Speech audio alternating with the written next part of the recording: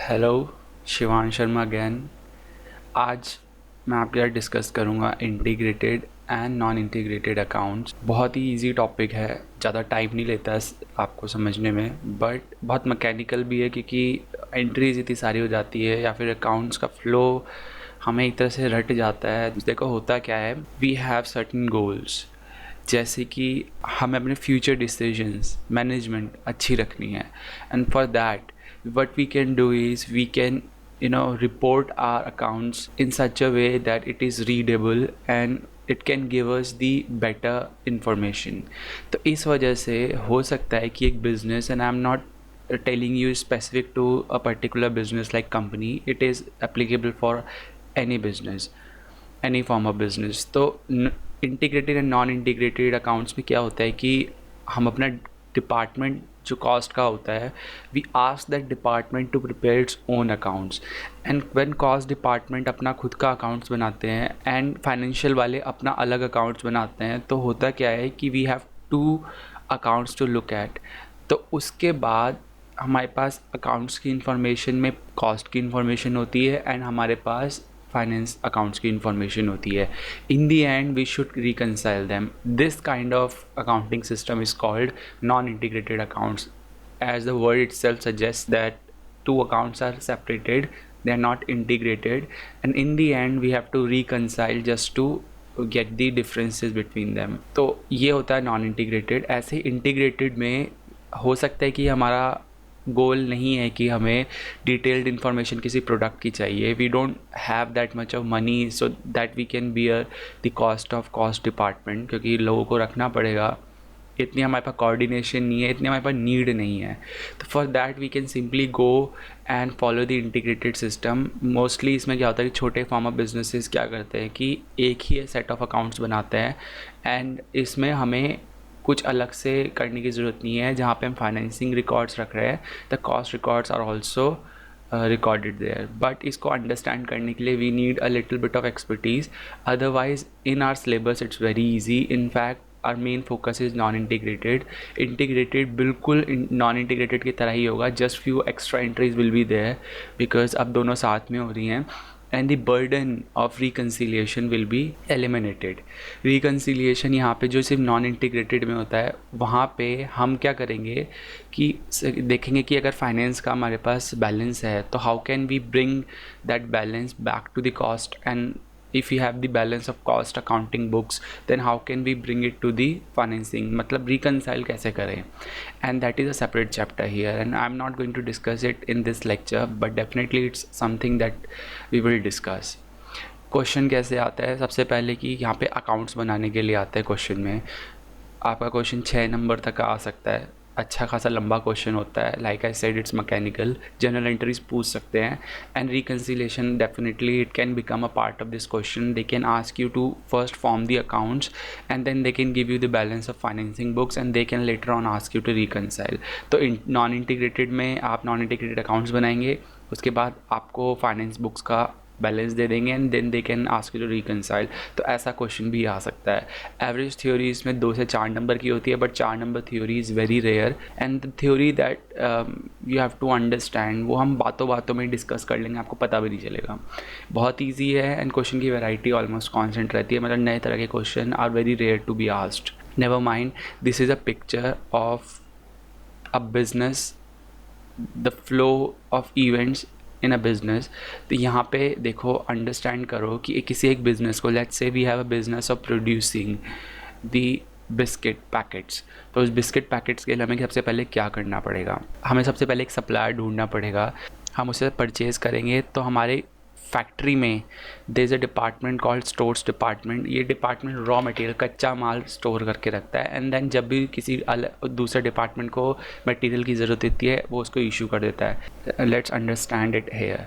देखो, सप्लायर से मैंने कोई सामान लिया, उस सप्लायर को मैंने कहा कि सामान भेजो, उसने मुझे मटेरियल भेजा जो कि मैंने अपने स्टोर्स में रखा। स्टोर्स में तरह तरह का मटेरियल होता है, that means I can have the raw material. Raw material मतलब जो डायरेक्टली सामान यूज़ होता है प्रोडक्शन में, लेकिन कुछ ऐसा भी मटेरियल हो सकता है जो कि इनडायरेक्ट फॉर्म में हो, जैसे कि आपका सोप एट्सेट्रा, जो कि डायरेक्ट प्रोडक्शन में यूज़ नहीं हो रहा है। Okay, then can issue the material to some particular department, जैसे कि प्रोडक्शन डिपार्टमेंट मेरा प्रोडक्शन कर रहा है, तो उसके लिए हम उसे डायरेक्ट मटेरियल दे देंगे। यहाँ से स्टोर्स ने दिया, ऑफ कोर्स इस प्रोडक्शन डिपार्टमेंट के पास लेबर भी आएगा। ये लेबर कौन सा होगा? ये लेबर होगा डायरेक्ट लेबर। सामान अपने आप थोड़ी ना बनेगा, we need the labour. And कुछ खर्चे होंगे जो डायरेक्टली रिलेटेड टू प्रोडक्शन होंगे, they are related to production, that they are direct expenses. ये कहीं से नहीं आते हैं, डायरेक्टली जो फैक्ट्री के अंदर हो रहे हैं, they are direct expenses related to production. ऐसे खर्चे जो फैक्ट्री में हो रहे हैं बट प्रोडक्शन से रिलेटेड नहीं है, they are indirect in nature. We all know the basics, right? तो यहाँ प्रोडक्शन हो रही है, मैंने ये चीज़ें इशू करी है, अभी मेरा इनडायरेक्ट मटेरियल पेंडिंग है। तो देखो इनडायरेक्ट मटेरियल कहाँ जा सकता है? मेरा फैक्ट्री है, फैक्ट्री में मुझे सोप की ज़रूरत है। मैंने बोला कोई भी ऐसी चीज़ जो प्रोडक्शन से रिलेटेड नहीं है, that is indirect in nature, and therefore factory में अगर मटेरियल जा रहा है तो it will form a part of fix factory overheads. Factory overheads means indirect खर्चा, तो कोई भी इनडायरेक्ट खर्चा हमेशा ओवरहेड का पार्ट बनेगा। तो मैंने इनडायरेक्ट मटेरियल यहाँ पे फैक्ट्री ओवरहेड में डाल दिया। मुझे कुछ ऐसा लेबर भी चाहिए जो कि प्रोडक्शन का काम ना करके अदर देन प्रोडक्शन का काम करे। फॉर एग्जांपल आपका सैलरी टू दी मैनेजर और फैक्ट्री मैनेजर, तो ऐसे बंदे को अगर आपने सैलरी दी है तो अगेन आप वेजेस पे कर रहे हैं या लेबर पे कर रहे हैं, but it is indirect in nature, it is not related to production. तो ये वाला खर्चा इनडायरेक्ट हो गया। फैक्ट्री ओवरहेड में आपने देखा कि सब कुछ इनडायरेक्ट आ रहा है और जितना भी डायरेक्ट है वो प्रोडक्शन में जा रहा है डायरेक्टली। इसके बाद कोई और भी खर्चे हो सकते हैं, हो सकता है आपका कंप्यूटर का खर्चा हो जो सिर्फ फैक्ट्री ऑफिस से रिलेटेड है, तो इनडायरेक्ट एक्सपेंसेस ओवरहेड में जाएगा। एंड एक शॉर्ट में हम ये समझ सकते हैं कि ओवरहेड में will always be the indirect खर्चा, क्योंकि ओवरहेड का मतलब ही क्या होता है? इनडायरेक्ट खर्चे। तो indirect material, indirect labour and indirect expenses, ये सब हम किस में चार्ज कर देंगे? प्रोडक्शन में। अब तुम बोल रहे हो कि अगर यहीं चार्ज करना था फैक्ट्री ओवरहेड्स को, प्रोडक्शन ओवरहेड भी बोलते हैं इसे, तो हमने इसे अलग क्यों करा? बिकॉज ओवरहेड की अलग एस्टिमेशन होती है, उसकी अपॉर्शनमेंट अलग होती है। For that we need to keep it separate. आपने ओवरहेड चैप्टर में एक चीज़ पढ़ी भी है, उसका एब्जॉर्प्शन रेट भी अलग कैलकुलेट होता है सप्लीमेंट्री रेट के बेसिस पे, एक बेस लेके हम करते हैं। तो we need the different representation, और ये चीज़ हम कॉस्ट अकाउंट से भी समझ सकते हैं। लुक हियर, ये कॉस्ट शीट है, कॉस्ट शीट आपको पढ़नी आती है। क्यों हमने फैक्ट्री ओवरहेड को अल्टीमेटली प्रोडक्शन में भेजा जबकि हम इनडायरेक्ट खर्चों को सबको अलग रख रहे थे? देखो कॉस्ट शीट बोलती है direct material, direct labour and direct expenses. Remember ये प्रोडक्शन है पूरी, ये प्रोडक्शन करी तो मेरा प्राइम कॉस्ट बन गया। Prime cost means the first cost, मतलब जो ये प्राइम कॉस्ट का पार्ट बनती है, सबसे पहले यही खर्चे होंगे तभी तो बाकी खर्चे आएंगे। तो प्रोडक्ट को बनाने के लिए दीज आर दी एक्सपेंसेस जो सबसे पहले होंगे। इसके बाद फैक्ट्री ओवरहेड से प्रोडक्शन ओवरहेड। फैक्ट्री ओवरहेड में मैंने क्या बोला? Indirect material of factory, indirect labour हमेशा फैक्ट्री में ही होगा, मतलब ये कभी एडमिनिस्ट्रेशन में नहीं जाएगा। And indirect expenses of factory, right? तो ये क्या बन गया मेरा? Factory overhead. इसको करने के बाद आई गेट दी WIP। अभी तक मैंने क्या करा? रॉ मटेरियल लिया, रॉ मटेरियल को इशू करा प्रोडक्शन में, which was direct in nature. I put the direct expense and labor in it, and then I put the factory overheads in it, and what I get is the WIP. WIP means कच्चा माल। हम अभी example ले रहे थे biscuit का, तो we are producing the biscuit. तो biscuit का जो बैटर है वो batter is the work in progress, it is still not finished. तो वर्क इन प्रोग्रेस जो मुझे मिलता है that is till the point when I put my direct material, direct labour and direct expenses and factory overhead. ये 4 item आप जब add करेंगे तो आपको WIP मिलेगा, राइट? अब हो सकता है कुछ आपने पुराना बैटर यूज़ करा हो तो इसका ओपनिंग हो, और कुछ आपने जब पिछली बार की तरह इस बार क्लोजिंग रख लिया हो जिससे वो अगले साल का ओपनिंग बन जाए। तो कुछ बैटर आपने निकाल के रख लिया कि अगले बैच में यूज़ कर लेंगे। साल नहीं बोलूँगा, of course batches wise it happens, या फिर जॉब वाइज। तो इसको हमने निकाल के रख लिया। तो overall we are talking about WIP consumption. तो WIP का ओपनिंग क्लोजिंग होगा। अकाउंट्स में आपको ये सब सोचने की ज़रूरत नहीं होगी, मैं आपको ऐसे ट्रिक बताऊंगा कि आप 12th के बेसिक्स लेके हम समझेंगे। जस्ट लाइक ऑलवेज मैं शॉर्ट में बताता हूँ चीज़ें, डिटेल में बताऊंगा आपको, लेकिन ऐसे बताऊंगा कि आपका दिमाग खुल के रहेगा, you won't be having any questions. और अकाउंट्स बहुत ही कॉन्सेप्चुअल लेवल पे हम समझेंगे, तो आपको रटने की ज़रूरत नहीं पड़ेगी। तो WIP कंजम्पशन हम यहाँ पे निकाल रहे हैं। तो अभी तक हमने ये समझा। अब इसमें क्या है कि और मेरे 2 डिपार्टमेंट्स आते हैं, that is my administration department and my sales department. देखो एडमिनिस्ट्रेशन डिपार्टमेंट को भी खर्चे हो सकते हैं, अब हम फैक्ट्री से बाहर निकल चुके हैं। अब इसमें मुझे अपना एडमिनिस्ट्रेशन ओवरहेड अगेन ओवरहेड मतलब इनडायरेक्ट खर्चा, इनडायरेक्ट मटेरियल डला होगा, लेकिन इस बार indirect material related to administration department. पहले कौन सा डिपार्टमेंट था फैक्ट्री ओवरहेड में? Factory department, right, production department. Now इसमें इनडायरेक्ट लेबर नहीं डलेगा, नो, बिकॉज इनडायरेक्ट लेबर सिर्फ फैक्ट्री तक रिलेटेड रहता है। उसके बाद कोई भी अगर आप खर्चा करते हो तो वेजेस ना रह के that is called as salary, तो वो सैलरी जो है वो आपका खर्चे का पार्ट बन जाता है। देयरफॉर जो इनडायरेक्ट एक्सपेंसेस है उसमें आपका सैलरी ऑलरेडी इंक्लूडेड होता है, तो हम डायरेक्टली लेबर नहीं बोलते। लेबर सिर्फ कहाँ तक रहता है? It will be only in factory overheads और प्रोडक्शन ओवरहेड्स। तो ये सब मेरा एडमिनिस्ट्रेशन ओवरहेड का पार्ट बना है। क्या बना है? Indirect material related to administration overhead, जो कहाँ से आया? स्टोर्स डिपार्टमेंट से आया है। स्टोर्स इनडायरेक्ट इशू करता है, अब ये इशू कर रहा है indirect material to administration department. Administration department अपना खुद का खर्चा जिसमें सैलरी भी है वो भी इंक्लूड करके क्या बनाएगा? Administration overhead. दिस वन ये फैक्ट्री ओवरहेड के पास भी जाएगा जो फैक्ट्री से रिलेटेड है, एडमिनिस्ट्रेशन ओवरहेड में जाएगा जो एडमिनिस्ट्रेशन से रिलेटेड है, एंड सेल्स ओवरहेड में जाएगा जो सेल्स से रिलेटेड है, इनडायरेक्ट मटेरियल। बट लेबर नहीं जाएगा, लेबर सिर्फ फैक्ट्री से रिलेटेड होता है। Okay, I think this much is clear. So administration overhead जब हम ऐड कर देंगे, कॉस्ट शीट देखते हैं दोबारा से, तो प्लीज़ मैंने यहाँ पे थोड़ा सा गलत लिखा है तो कट दिस डाउन। ये चीज़ मैंने गलत जल्दी में लिख दी है। सो हम अपने ही लॉजिक ले रहे हैं, यहाँ पे हमें बेसिकली WIP मिलेगा। कॉस्ट शीट में जो भी लिखा है कॉस्ट ऑफ गुड्स सोल्ड आता है नीचे एंड कॉस्ट ऑफ प्रोडक्शन इधर आता है, but we are least concern. WIP तक हमने सीख लिया। इसके बाद हमने एडमिनिस्ट्रेशन ओवरहेड ऐड करे जिसमें क्या है? Indirect material related to administration and indirect expenses, जिसमें कि सैलरी लेबर मतलब उसी का पार्ट है, बट उसे हम लेबर बोलते नहीं हैं। तो we will get the finish goods. यहाँ पे फिनिश गुड्स मिल जाएगा। देखो कैसे मिला फिनिश गुड्स? हमने जो WIP था उस WIP यानी बिस्किट के बैटर में अपने खर्चे ऐड करे एडमिनिस्ट्रेशन के और हमने उसे फाइनलाइज कर दिया, तो वो फिनिश गुड्स बन गया। अब जो फिनिश गुड्स है हो सकता है उसमें कुछ ओपनिंग रखा हो, इस साल के लिए क्लोजिंग रखा हो, तो we are talking about the consumption of और the ultimate use of the finish goods. Finish goods कितने हमने बेसिकली सेल करें, तो फिनिश गुड्स मेरे पास आ गया। इसमें मैं नीचे सेल्स डिपार्टमेंट के खर्चे ऐड कर दूंगा, सेलिंग ओवरहेड। सेलिंग ओवरहेड में क्या आएगा? Indirect material of sales department and indirect expenses जिसमें सैलरी भी होगा, सेल्स मैनेजर वगैरह की, कमीशन वगैरह होगी इन सब की, and that when we add we get the cost of sales. इस कॉस्ट ऑफ सेल्स में मैं प्रॉफिट ऐड कर देता हूँ और मैं पाता हूँ अपनी सेल्स।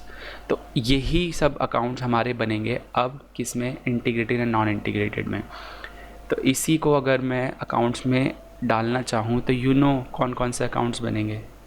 स्टोर्स डिपार्टमेंट बनेगा एक, डायरेक्ट लेबर इधर आएगा, एक्सपेंसेस का एक अकाउंट बनेगा, फैक्ट्री ओवरहेड का एक अकाउंट बनेगा। फैक्ट्री ओवरहेड जब बन जाएगा उसके बाद 5वां अकाउंट मेरा WIP बनेगा, क्योंकि फैक्ट्री ओवरहेड जो है वो पूरा फाइनलाइज होके आता है। दैट मीन्स उसमें indirect material, indirect labour and indirect expenses आते हैं एंड वो फाइनलाइज होके मेरा WIP बनता है।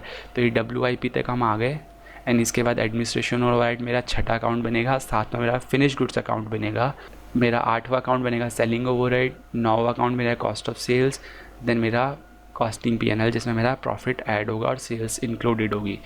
तो ये मेरे 10 अकाउंट्स मैंने आपको बताए जो बनेंगे इंटीग्रेटेड एंड नॉन इंटीग्रेटेड दोनों में, बट कुछ एक्स्ट्रा अकाउंट्स भी बनने हैं। इंटीग्रेटेड में 12 से थोड़ा ज़्यादा बनते हैं, यहाँ पे 12 बनते हैं। वो 2 अकाउंट मैंने पेंडिंग रखे हैं, बट 12वां अकाउंट जो है नॉन इंटीग्रेटेड में वो ऑप्शनल होता है। That means it depends on our decision कि कॉस्टिंग P&L उसका एक ऑल्टरनेटिव है। तो कॉस्टिंग P&L ना बना के हम 12वां अकाउंट बना सकते हैं, तो हमें सीखना तो है ना। तो मैंने 1 2 3 ये बताया कि मुझे सिखाने कितने हैं, राइट। तो 11 और 12 पेंडिंग है अभी, other than that everything we have discussed. तो एक बार थोड़ा थियोरेटिकल समझते हैं इसको, फिर हम अकाउंट्स पे आ जाएंगे ज़्यादा, क्योंकि थ्योरी भी समझना ज़रूरी है। तो कॉस्ट डिपार्टमेंट और फाइनेंस डिपार्टमेंट जब सिंगल सेट ऑफ अकाउंट बनाते हैं उसे बोलते हैं इंटीग्रेटेड अकाउंट्स। नॉन इंटीग्रेटेड में दोनों अलग रहते हैं, and then in later on we have to reconcile. Cost department के ही अकाउंट्स हमारे बनाने सीखने हैं कि फाइनेंस के तो कॉमन हम सीखते हैं ही। तो कॉस्ट कंट्रोल अकाउंट्स इन्हें बोलते हैं। Why we call them cost control accounts? Because हो सकता है कि मैं अपने कॉस्ट डिपार्टमेंट को अलग ही इसलिए कर रहा हूँ because I want to keep my department separate for cost control. तो एक प्रोडक्ट मैं बना रहा हूँ ए, जिसकी मुझे कॉस्ट पता करनी है, तो अगर मैं उसे इंक्लूड करके रखूँगा अदर प्रोडक्ट्स के साथ एंड उसे फाइनेंस अकाउंट्स में ही रिकॉर्ड कर लूँगा इधर, तो हाउ वुड आई नो कि मैं कैसे डिसीजन लूँ ए के बेसिस पे? तो मैंने कॉस्ट कंट्रोल के लिए एक अपना डिपार्टमेंट अलग क्रिएट कर दिया एंड वो अब कॉस्ट अकाउंट्स अलग बनाता है जिसमें एक ही डिटेल्स मुझे अलग से मिलेगी। तो therefore these are called cost control account because I may create these account just to control my cost, right? तो अब हम ये देखते हैं कि क्यों इंटीग्रल सिस्टम और सेपरेट हम अकाउंट्स क्यों बनाते हैं। देखो, पहला इकोनॉमिकल मतलब कि ये थ्योरी चल रही है, प्लीज़ डोंट गेट बोर्ड, क्योंकि अभी हम अकाउंट्स पे आए ही नहीं है। इकोनॉमिकल नीड्स हो सकते हैं बिकॉज इंटीग्रेटेड सस्ता पड़ता है एंड नॉन इंटीग्रेटेड थोड़ा महंगा पड़ता है, तो हम अपनी नीड के हिसाब से किसी भी अकाउंट में मूव कर सकते हैं कि हम कैसा सिस्टम को फॉलो करेंगे। कोऑर्डिनेशन, डेफिनेटली कोऑर्डिनेशन की ज़रूरत नॉन इंटीग्रेटेड में ज़रूरत पड़ती है, बट इंटीग्रेटेड में इतनी कोऑर्डिनेशन की ज़रूरत नहीं पड़ती है। Control level, definitely control level अगर ज़्यादा चाहिए तो we will go for non integrated once because हमें कॉस्ट कंट्रोल बेटर होती है उसमें। कोडिंग सिस्टम अगर अच्छा है हमारा तो हम नॉन इंटीग्रेटेड में जाएंगे। ऑफ कोर्स ऐसा क्यों? क्योंकि अगर मेरे मल्टीपल प्रोडक्ट्स हैं then I need to have the code for different products ना। यहाँ पे जैसे मैंने ABCD बताया, वो नाम से बताया, बट हो सकता है एक प्रोडक्ट का नाम हो A101, A102, A103, उसकी एक अलग से क्या कहते हैं डायरेक्ट खर्चों का अलग कोड हो। तो वो सब कोडिंग सिस्टम हम फॉलो करते हैं नॉन इंटीग्रेटेड में। अकाउंटिंग पॉलिसीज़ हो सकता है कि जैसा कि आपको पता है कि शुगर इंडस्ट्री है, इन सब पे कॉस्ट अकाउंटिंग स्टैंडर्ड्स लगते हैं, अकाउंटिंग पॉलिसीज़ लगती हैं। तो हो सकता है due to compliance I have to create my separate books of accounts. मुझे लॉ ने बोल दिया, ये रिपोर्टिंग रिक्वायरमेंट्स है मेरी कि ऑडिटर की रिपोर्ट में I have to separately mention कि कौन सा ऐसा प्रोडक्ट है that is giving me the most profit और what is the product that is crucial to my sales. तो ये सब चीज़ों को रिपोर्ट करने के लिए भी मुझे अपना सेपरेट सेट ऑफ अकाउंट्स बनाने की ज़रूरत पड़ सकती है। इन्फॉर्मेशन नीड का मतलब क्या हुआ? जैसे कि रिपोर्टिंग रिक्वायरमेंट है, ऑडिटर को इन्फॉर्मेशन की ज़रूरत है, ऐसे ही मैनेजमेंट को इन्फॉर्मेशन की ज़रूरत हो सकती है कि किस प्रोडक्ट को हम डिसकंटिन्यू करें, किसको कंटिन्यू करें, क्या फ्यूचर में फोरकास्टिंग कैसे करें, हम उसके लिए जो इन्फॉर्मेशन की ज़रूरत है, for that also we can create this separate set of accounts, right? तो हम पहले पढ़ेंगे क्या है इसमें? हम डेफिनेटली पहले अकाउंट्स पढ़ेंगे। अकाउंट्स को एंट्रीज़ में कन्वर्ट करने के लिए हम डायरेक्ट क्वेश्चन करेंगे and it will become very easy. तो दोनों तरह के क्वेश्चन हो जाएंगे। रिकन्सिलिएशन हमारा अगला जो लेक्चर है उसमें आएगा ही। थ्योरी हमने जितनी भी ऊपर डिस्कस करी है दैट इज़ ऑल। इसके अलावा थ्योरी कुछ डिस्कस करने के लिए आएगी नहीं है। बातों बातों में देखो थ्योरी निकल भी गई। तो पहले क्या पढ़ रहे हैं? नॉन इंटीग्रेटेड वंस, क्योंकि इंटीग्रेटेड समझ में आ जाएगा। देखो अब नॉन इंटीग्रेटेड पे आ रहा हूँ, फिर इंटीग्रेटेड का एक टॉपिक बता दूंगा कि नॉन इंटीग्रेटेड और इंटीग्रेटेड में डिफरेंस क्या है। यू नीड टू नो कि जितने भी हम नॉन इंटीग्रेटेड में अकाउंट्स बनाएंगे those all accounts will be impersonal in nature. What is the meaning of impersonal? अभी मैं आपको 12th में लेके जा रहा हूँ तो डोंट से कैसे बच्चों की तरह क्यों पढ़ा रहे हैं, बट ये टॉपिक जो इतना फ्रस्ट्रेटिंग लगता है you will enjoy it, that's my guarantee, that's my style of teaching. यहाँ पे इम्पर्सनल का मतलब है पर्सनल अकाउंट्स बिल्कुल नहीं बनेंगे। देखो आप थोड़ा सा, क्योंकि I don't know what kind of students I am acknowledging, कोई ऑडियंस मेरे पास सामने है, मुझे नहीं पता ऑनलाइन की कौन मेरे से क्या पढ़ रहा है। So I need to make sure that I tell everything so that they don't have any query. So I will tell very basics of 12th जो कि आपको पता भी होंगे, बट टू मेक श्योर कि सब समझे तो मैं वो आपके साथ डिस्कस कर रहा हूँ। देखो वर्किंग पे आते हैं यहाँ पे, एंड यहाँ पे इम्पर्सनल का मतलब क्या है? पर्सनल अकाउंट्स वो अकाउंट्स होते हैं, फटाफट से समझाऊंगा बस। पर्सनल अकाउंट्स वो होते हैं जो किसी पर्सन की ओनरशिप को बताते हैं, जैसे कि आप ड्राइंग्स अकाउंट्स, जैसे भी आपका कैपिटल अकाउंट हो किसी एक पर्सन से रिलेटेड होता है, आपका बैंक अकाउंट, आपके डेटर्स, क्रेडिटर्स, ये सब आपके कौन से होते हैं? पर्सनल नेचर के। देयरफॉर हम इसको नहीं बनाएंगे। यहाँ पे इसकी जगह पे हम क्या पुट करेंगे? अब ऑफकोर्स एंट्री तो करनी ही है, क्योंकि हम सिर्फ अकाउंट्स में ही तो फॉलो नहीं कर रहे हैं, बट रियल लाइफ में हम क्रेडिटर्स से परचेज तो करेंगे ही ना, तो हम एंट्री तो नहीं छोड़ सकते। तो यहाँ पे कुछ हम रिकॉर्ड करेंगे इनके नाम पे, बट ये नाम नहीं आएंगे, पर्सनल अकाउंट नहीं आएंगे नॉन इंटीग्रेटेड में। हाँ इंटीग्रेटेड में ये आएंगे। तो नॉन इंटीग्रेटेड एंड इंटीग्रेटेड इसलिए ईजी होता है कि उसमें डायरेक्ट एंट्री डलती है, जैसे नॉर्मल डलती है। अगर हमने क्रेडिटर से कुछ परचेज़ करा है तो क्रेडिटर्स से कुछ परचेज़ कर रहे हैं और उसको सेटल कर रहे हैं, तो क्रेडिटर्स टू बैंक, क्रेडिटर्स को परचेज़ कर दी, क्रेडिटर्स को सेटल कर दिया, परचेज़ की एंट्री डलेगी परचेज़ टू क्रेडिटर्स, राइट। तो यहाँ पे ये नॉर्मल एंट्री आपकी यहाँ पे आपकी इंटीग्रेटेड में एंट्री डलेगी, बट नॉन इंटीग्रेटेड में ये एंट्री नहीं डलेगी। कौन सी? ये वाली, ये वाली, ये वाली एंड ये वाली। बाय ऐसा क्योंकि मैंने बैंक क्यों काट दिया? बैंक तो रियल अकाउंट है, क्योंकि नेक्स्ट इम्पर्सनल में रियल अकाउंट भी नहीं आता है, बट रियल अकाउंट पे पीछे मैंने एक कांटा लगाया हुआ था। रियल अकाउंट्स जैसे कि आपके जो एसेट्स और लायबिलिटीज से रिलेटेड होते हैं, राइट, एसेट्स एंड लायबिलिटीज से रिलेटेड होते हैं। देयरफॉर अकाउंट्स लाइक आपका स्टॉक में आपका आ जाएगा raw material account, WIP account, इसे हम स्टोर्स बोलते हैं यहाँ पे, राइट। यहाँ पे आपका फिनिश गुड्स अकाउंट या finish stock account, fixed assets, यहाँ पे आपकी लायबिलिटीज़, ये सब आती है। बट हम यहाँ पे रियल अकाउंट भी नहीं लेंगे, बट कौन से लेंगे? Only related to cost. तो देयरफॉर ये वाले अकाउंट्स आएंगे, बट ये दोनों नहीं आएंगे because they are not related to cost. इसमें सिर्फ मेरा कैपिटल WIP आएगा, क्योंकि इसकी हम कंस्ट्रक्शन कर रहे हैं जो अभी पूरी नहीं हुई है, तो इसमें सिर्फ ये आएगा कि because it is related to cost. तो मैंने क्या बोला? पर्सनल एक भी नहीं आएगा। अभी तक कुछ समझ में ना आया तो कोई दिक्कत नहीं है। रियल में एक आएगा and that is only related to cost, right, जो कॉस्ट से रिलेटेड है। एंड नॉमिनल अकाउंट्स कौन से होते हैं?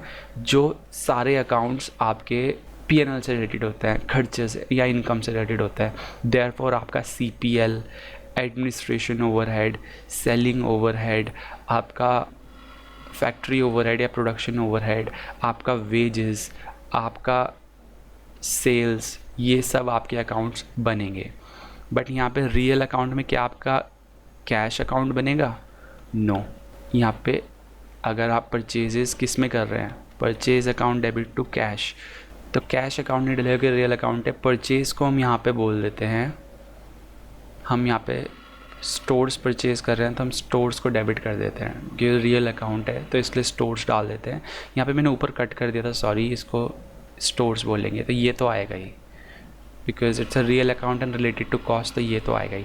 तो in short I have told you, अभी तक मैंने कुछ अगेन सिखाया नहीं है, बट मैं ट्रिक्स बता रहा हूँ कि only related to cost real accounts आएंगे, पर्सनल तो बिल्कुल नहीं आएंगे, एंड नॉमिनल अकाउंट सारे आएंगे। किस में? नॉन इंटीग्रेटेड में। इंटीग्रेटेड में ऐसा कोई रूल नहीं है, उसमें नॉर्मल चलता है, उसमें सारी एंट्रीज रेगुलर आएंगी, बट इंटीग्रेटेड जब समझेंगे तब हम बात करेंगे, राइट। तो अकाउंट सारे बन गए, बट इसमें एक एक्स्ट्रा अकाउंट आ जाएगा, cost ledger control account. Remember मैंने 2 अकाउंट आपके पेंडिंग करवाए थे, 11th एंड 12th अकाउंट, इसमें 11th वन ये है, 12th अभी भी पेंडिंग है। ये क्यों है? Cost ledger control account. देखो मैंने कौन से अकाउंट कट करे हैं, पर्सनल नेचर के एंड आपके real which are not related to cost, right. तो इनको प्रेजेंट करेगा अब ये कॉस्ट लेजर कंट्रोल अकाउंट। देखो मैंने एक एंट्री डाली परचेज़ की, तो एंट्री डलेगी stores account debit to cash. तो स्टोर्स हो क्योंकि कॉस्ट से रिलेटेड है तो डलेगा ही, बट कैश नहीं डल सकता क्योंकि वो कौन सा नेचर का है? रियल नेचर का, which is not related to cost. तो ऐसी चीज़ों को मुझे क्या करना पड़ेगा? Cost ledger control account CLCA से डालना पड़ेगा, ठीक है। तो ऐसे अकाउंट्स को हम रिप्लेस कर देंगे CLCA, मतलब हमें पर्सनल और रियल नेचर के अकाउंट्स नहीं दिखाने जो कॉस्ट से रिलेटेड नहीं है, उनको हम रिप्लेस कर देंगे CLCA से। देयरफॉर 11th अकाउंट जो हमारा बनना है वो CLCA होगा। एक और एंट्री डालते हैं क्रेडिटर्स की, stores account debit to creditors, purchase account debit to creditors, right.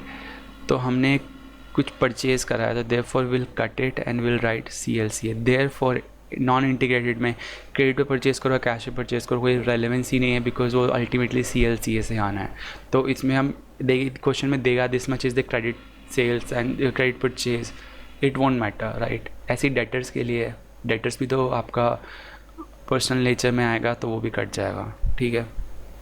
यहाँ पे नोट लिख लीजिए, इस नोट को पहले मैं समझा देता हूँ कि ये नोट है क्या। देखो डेटर्स की कलेक्शन एंड क्रेडिटर्स की सेटलमेंट, इसकी कोई एंट्री नहीं आएगी। ऐसा क्यों है? रटवाने को मैं रटवा दूँ बट एंट्री देखो, डेटर्स की कलेक्शन, या पहले क्रेडिटर्स का क्वेश्चन ले लेते हैं, क्रेडिटर्स हमने ऊपर एंट्री करी है तो क्रेडिटर्स को सेटल करना है। Therefore creditors account debit to cash या बैंक, ये एंट्री आनी है। अब आपको पता है क्रेडिटर्स कट के क्या एंट्री आनी है, CLCA, राइट। एंड इसको कट के क्या आना है, CLCA अगेन, क्योंकि ये कौन सा है, रियल नेचर का है, पर्सनल नेचर का, बैंक यूज़ करते पर्सनल नेचर है। एंड देयरफॉर जब CLCA से CLCA कट जाएगा, therefore no entry. Therefore creditor settlement and debtor settlement, debtor की कलेक्शन कैसे होगी, bank account debit to debtors, तो ये दोनों फिर से कटेंगे, CLCA एंड देयरफॉर ये भी कट जाएगा, एंड देयरफॉर इसमें कोई एंट्री आएगी नहीं। बट इंटीग्रेटेड में ये आएगी, और वो किस नाम से आएगी, इन्हीं नाम से, इंटरेस्ट पेमेंट तो आपकी किससे रिलेटेड है, फाइनेंस से रिलेटेड है, तो कॉस्ट अकाउंट में तो वैसे ही नहीं आते, तो कॉस्ट का बेसिक्स है, मतलब उसका नॉन इंटीग्रेटेड और इंटीग्रेटेड से कोई मतलब ही नहीं है कि वो फाइनेंस की बुक्स में है। तो फाइनेंस की बुक्स में जैसे एंट्री होनी है, तो कॉस्ट अकाउंट्स बनाने हैं, यहाँ पे कॉस्ट कंट्रोल अकाउंट्स बनाने हैं, तो हम यहाँ पे उस चीज़ को डिस्कस नहीं करेंगे। तो देखो वही चीज़ें मैंने लिखी हैं जो फ्लो मैंने बताया था। सबसे पहले स्टोर्स बनेगा, उसके बाद वेजेस अकाउंट बनेगा जो कि आपका लेबर अकाउंट है, फिर डायरेक्ट खर्चा।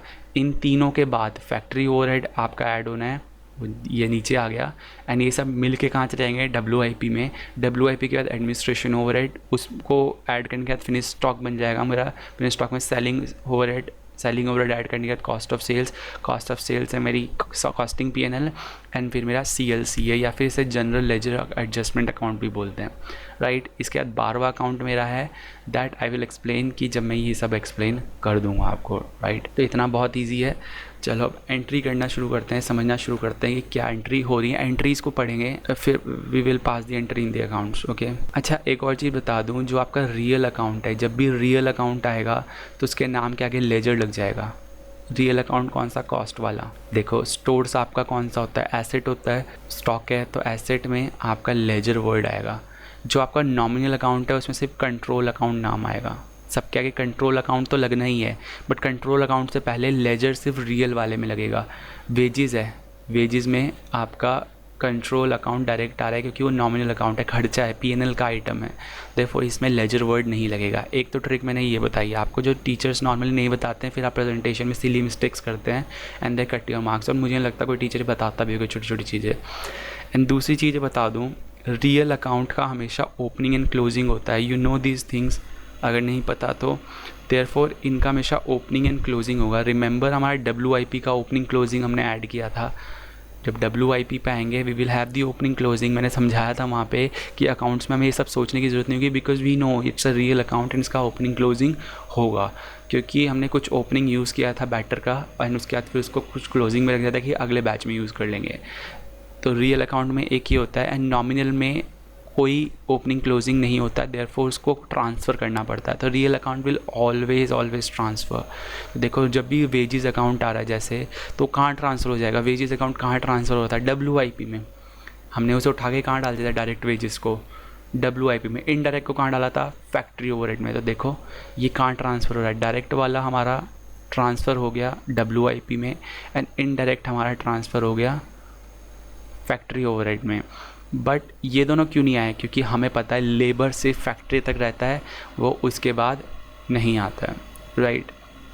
तो चलो एंट्री से हम समझते हैं कि हम कैसे चीज़ों को डील करेंगे। यहाँ पे एक एंट्री डालेंगे, एंड ये जो दो बेसिक्स मैंने समझाए हैं कि ट्रांसफ़र कहाँ होता है, रियल नॉमिनल अकाउंट में, एंड रियल अकाउंट में हमारा ओपनिंग क्लोजिंग आता है। ये बिल्कुल छोटे छोटे फंडे हैं जो टीचर बिल्कुल नहीं बताते हैं रटवाते समय आपको, तो हम रटवा नहीं रहे हैं, हम आपको समझा रहे हैं। तो please appreciate if you like my way of teaching। चलो हमने सबसे पहले परचेज़ करना है, रिमेंबर द फर्स्ट इवेंट। सबसे पहले हम सप्लायर से परचेज़ करेंगे, तो एंट्री होगी purchase, that means stores account debit to आपका कैश। अब कैश नहीं डलना है तो CLCA, देयरफॉर टू CLCA, ये मैंने परचेज़ करा, देयरफॉर CLCA में मेरी एंट्री नीचे हो जाएगी, इसी का opposite you can see here on the credit side, here SLCA purchase कर लिया हमने। मैंने इसके बाद कुछ मटेरियल जो कि डायरेक्ट मटेरियल है, वो डायरेक्ट मटेरियल मेरा कहाँ जाएगा, रिमेंबर डायरेक्ट मटेरियल कहाँ जाता है, WIP में। इनडायरेक्ट मटेरियल मेरा अलग अलग डिपार्टमेंट में जाता है, वो इनडायरेक्ट मटेरियल उन पर्टिकुलर डिपार्टमेंट्स में जाएगा।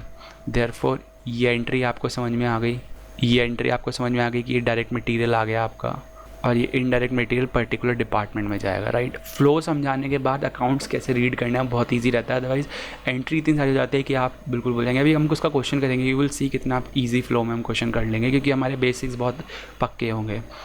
ये बेसिकली एक समझा देता हूँ, this is purchase return. Remember यहाँ पे हो सकता है कि फिगर में अगर हम वापस जाएँ, you can see the other arm, तो ये रिटर्न जो हो रहा है, तो अगेन रिटर्न परचेज रिटर्न की एंट्री आप डालेंगे तो उसे CLCA से हम डील करेंगे ना। हो सकता है मेरा कुछ इंश्योरेंस स्टॉक रहा हो। देखो एक स्टॉक है, आपको क्वेश्चन में ऐसे दे दिया होगा कि 10,000 का स्टॉक है जो एबनॉर्मल लॉस रहा है मेरा, जो फायर में जल गया, and 60% of it was insured. 60% insured मतलब आपको हमेशा ये मानना है कि 6,000 रुपये जो हैं वो आपके इंश्योर्ड हैं, राइट, वो आपको मिलेंगे ही। तो जो चीज़ मिलनी है तो एंट्री क्या होगी, एंट्री होगी आपकी स्टोर्स ख़त्म हुआ टू बैंक में आपका पैसा आ गया, तो बैंक को हम CLCA से डालेंगे। देयरफॉर योर इंश्योरेंस क्लेम, आपको हमेशा मानना है आपको मिलेगा ही, अनलेस उसने क्वेश्चन में कहा है कि the chances of getting it are very less, तो फिर उसको नहीं करेंगे। एंड रिमेनिंग आपका 4,000 इसमें क्या रह गया, लॉस रह गया। एंड लॉस को हम कहाँ डील करते हैं, CPL में, loss abnormal loss net of insurance. And again opening closing तो रहेगा ही।